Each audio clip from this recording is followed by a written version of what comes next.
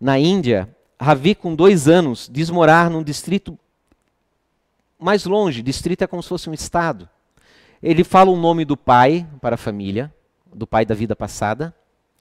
Diz que o pai era barbeiro, né? Trabalhava com essas coisas. E ele havia sido assassinado por 2 pessoas, na qual ele lembrava dos nomes, no momento que ele comia goiaba. Isso depois, posteriormente, chegou-se aos ouvidos do pai da vida anterior, e ele falou que ele havia sido o filho dele assassinado de fato, com 5, 6 anos. E o detalhe é que Ravi, ele tinha uma cicatriz no seu pescoço, muito semelhante, como se fosse realmente uma cicatriz de corte. Olha que interessante.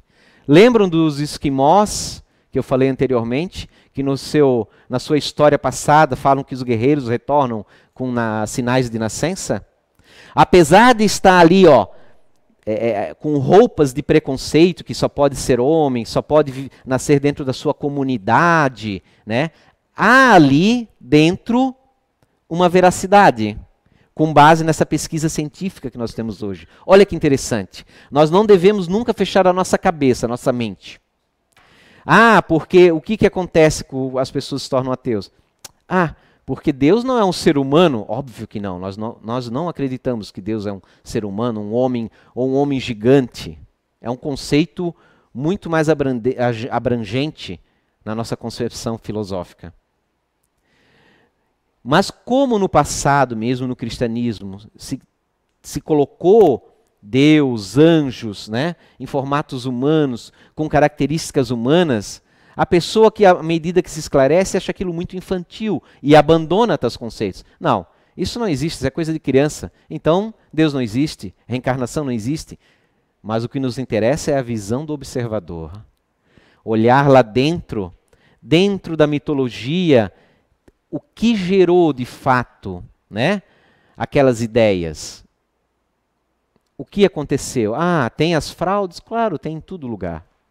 Mas ali por trás tem os fenômenos paranormais, os fenômenos anímicos, mediúnicos, que se transformaram ao longo do tempo, né, numa cultura, numa religião cheia, claro, dos seus aparatos mitológicos.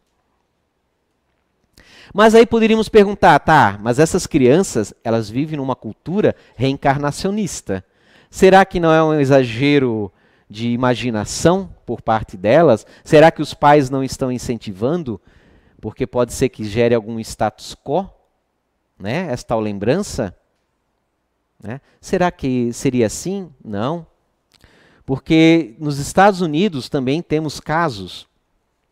Ian era um garotinho que quando era pequeno, certa feita a mãe estava braba com ele era meio arteiro, meio ativo, e ela deu um tapa na bunda dele. E ele olhou para ela, peraí, quando eu era adulto e você era criança, você fazia um monte de arte e eu nunca te bati.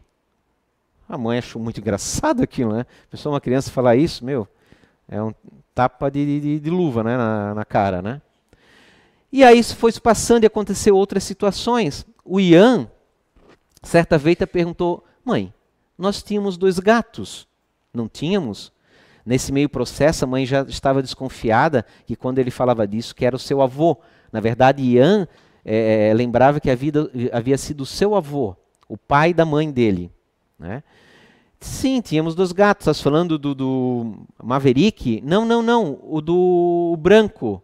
Como é que era o nome dele? Boston. Eu chamava ele de Boss, não era verdade? Ele sempre lembrava de detalhes. Detalhes que escapam, né, do campo imaginativo. Porque uma coisa é você imaginar, mas quando você tem pontos que podem ser verificados e eles são verídicos, nós temos alguma pesquisa ali a ser verificada. Né? A mãe comenta para o Jim Tucker, foi quem pesquisou esse caso, que quando abriu a primeira vez o álbum da família, o Ian não tinha conhecido o avô. Ele reconheceu de cara a foto do avô. Então todos esses detalhes, essas coincidências, são muito interessantes. Mais de 3.000 casos só nos arquivos do Ian Stevenson e do Jim Tucker. Fora os grandes pesquisadores, que nós não podemos deixar de lembrar, Dr. Banerjee, na Índia, que também tem livros falando sobre crianças que se recordam de vidas passadas.